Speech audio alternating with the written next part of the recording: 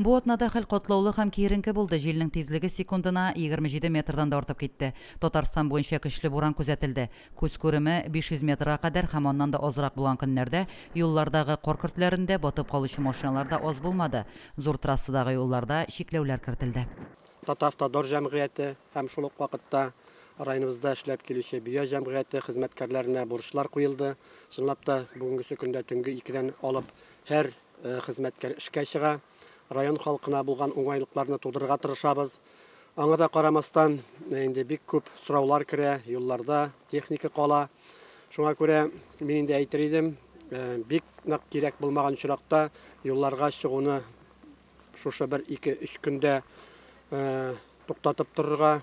Районда берничә көн көчле буран булды. Махсус хезмәтләр юлларны кардан чистартырга җитешә алмый, чөнки юлга кар сала. Яңа микрорайоннарда яшәүчеләрнең кайберләре машиналарын юл буенда калдырырга мәҗбүр булды. Üçüncü günü başlangan buran endi biz bilip turayık budan әзерләндек. Һәм инде техникалар безнең иртәнге вакытта 2дә чыга башладылар.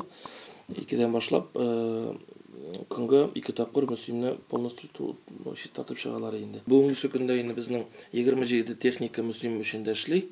Туктаусыз дип әйтсәң дә була инде. Прогнозны бер төрле әйтәләр. Табигать икенче төрле күрсәтә.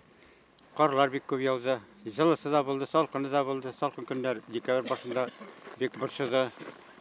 Аннан соң инде менә бу соңгы көннәрдә кар бик күп яуды. Юллар ачылдылар, Аллага шөкер, юллар ачык, әйбәт. Авылыбызда әкренләп ашып маташалар. Все-таки картлар, көрәк тотып чыкканнар да күп. Тракторда йөри, иншалла. Көчле җил электр линияларына да зыян салырга мөмкин. Янгын куркынычсызлыгын, иминлеген тәэмин итү максатыннан электр җиһазлары белән эш иткәндә саклык сорала.